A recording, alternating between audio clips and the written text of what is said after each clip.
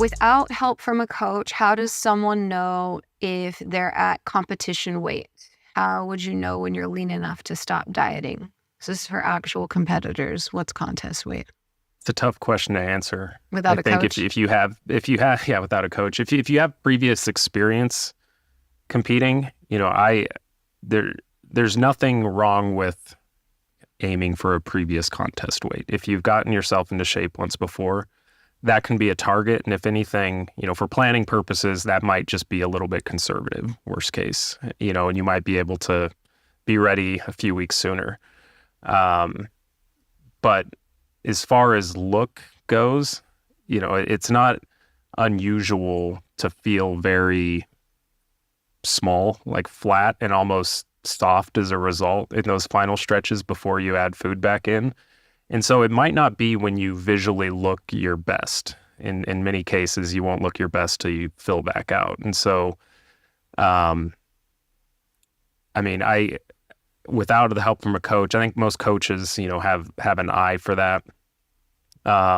You should look visibly very lean, obviously, but you might not have the fullness that you would want after that. So, really, if you're shredded and you're depleted, then it's only going to get better from there. So that's kind of how I go about it. Yeah. Like if you've never competed before, like you can kind of, okay, let me look around on social media. Let me look at some of these shows and whatever division you're competing in, you could kind of see what the standard is. But if it's your first time competing, like I wouldn't necessarily look at like a pro show and go, okay, I expect to get that lean. Yeah. Like maybe I'm looking at some of the novice division. Okay, what does that standard look like? Okay, that's about what I need to aim for. The question though is where your current body fat level is, and you can estimate it, and then it's like, okay, what is that estimate body fat I need to get to based on that standard? Then you have to, okay, now when do I need to actually start that prep? How much time do I actually need to give myself to even get there? So if you're looking to if you need to lose 20 pounds, that's like minimum, maybe 20 weeks prep to get there. And I think that's what ends up happening with a lot of people, first timers that don't have coaches to help guide them, is they don't really know how long it actually takes to get to that certain standard of conditioning. I remember like when I was first time prepping, like I'd see my abs and go, okay, I'm there. And I get on stage, I'm like, oh wait, I actually need to see my quads too. I need to see a little bit of glute outline too. So oftentimes when we're doing self-assessment, even to this day, like I have like Alberto or Eric or even Brian or whoever like say, hey, no, you need to drop another pound, 2 pounds, 3 pounds. That's why we all kind of, have coaches ourselves, just to make sure that we are dialing in the way we need to, because the deeper you get into dieting, sometimes you just lose that objectivity with yourself. Yeah. Mm-hmm. So it's hard. Like, that's why I was like, as a coach is, of course, it's like, hey, I'm going to put out a coaching commercial right now, but it is just so important to get someone in your corner who has experience, because they have like it's an art. Like they have the data they can use, but also it's more like the visual. It's a look. And a lot of that is based off of experience. Yeah.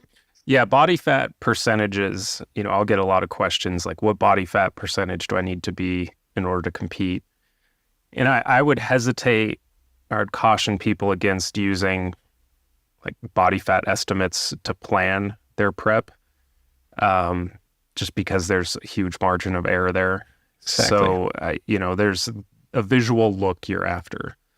And yeah, leaning on people with more experience is going to be beneficial. And if you don't want to, speak with a coach, or you don't know anybody else, like what you said, Jeff, just getting on social media, seeing kind of what is normal for that stage.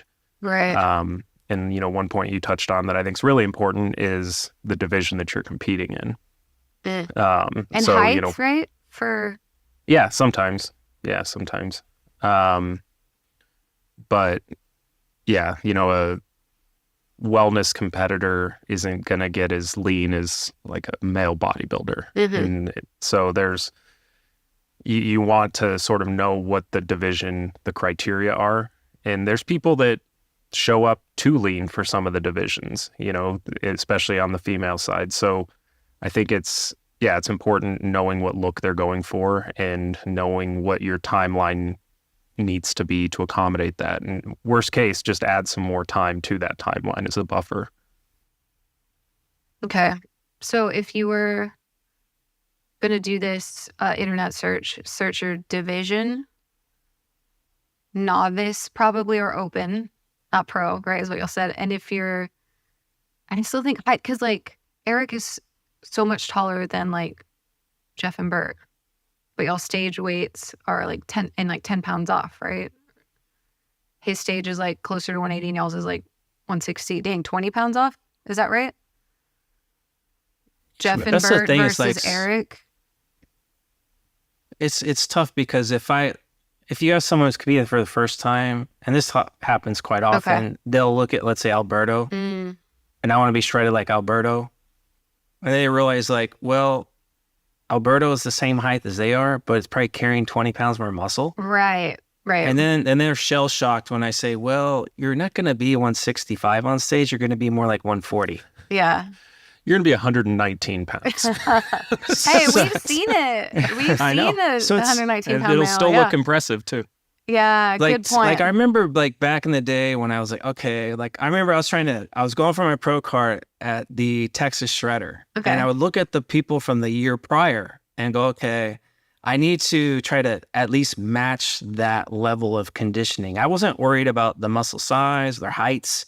It was like looking at their physique individually and go, okay, everything is in. I can see separation in their quads. I can see glute striations. I can see their whole midsection is just totally shredded. Like, I need to be on that level. In order to get my pro card, I need to be at least on that level. Okay. I didn't put a number to it. Okay. I just knew, okay, I'm going to prep. And as I'm going, I'm going to, like, through a visual, look at my physique as a whole. Okay, am I getting to that level? Okay. And just chip away at it. And I can tell you this, like, you're probably not going to get it dialed in the first time, not even maybe the second time. By the time, if you're self-prepping yourself, it's probably going to take you about 3 preps, maybe even 4, to like really get 100% understanding of yourself. Good point. Agreed. Because now, like, with all my history, and Brian knows too, he has history, he can say, well, like you said, Brian, like, okay, I'm going to aim for my less stage weight. And if I had a productive off season, I might be able to either match that stage weight with a little more conditioning. I got more muscle, but I'm more conditioned. That's the reason why I'm the same stage weight, or I'm up a pound or 2. Mm-hmm. And if like you said, go ahead, Brian. I was just going to say, if you didn't get into the shape you wanted, then take your old stage weight and reduce it by bring it down. Yeah, bring it down. Yeah.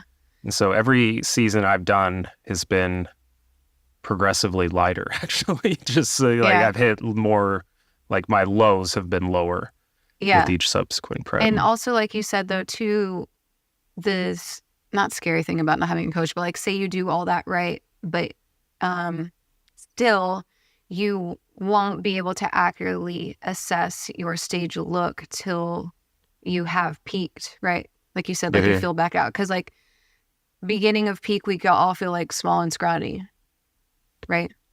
And then usually you see it. So like it was just saying, like, I'm gonna keep dieting if I look like those guys, but it's like, well, he kind of might not ever until, I guess, after a refeed you could have a better idea. That's a good point too. I think refeeds don't get enough credit for their utility for that specifically. You know, at the end of a prep, using it to inform peaking decisions rather than just a psychological break or even for performance. But you can learn a lot if you pay attention to when you look best in relation to refeeds. We have an example of this in our new free course that Brad just did at 3dmjvault.com. But there we go. Okay. Phil, it's probably not a bad he really idea has as a Phil coach doing it like through each. So with our experience, because the way I assess, like, I'll get an intake form, look at the photos, see what their height is, see what their current weight is, and I kind of know more or less like about where they would land, and that's based off of a lot of experience competing myself as well as prepping other athletes. Not a bad idea maybe for us to throw some type of just general table of like, this is the vicinity we might be in. But it's never a hard rule. Right. Because quite often, you know, I'll say, okay, this guy needs to be 170 to be stage ready. And then we get closer to 175 and I'm like, well, I think it's going to be more like 160. Yeah. So it's always important that we have like extra time just in case those things happen. Like we're not assessing correctly in the beginning.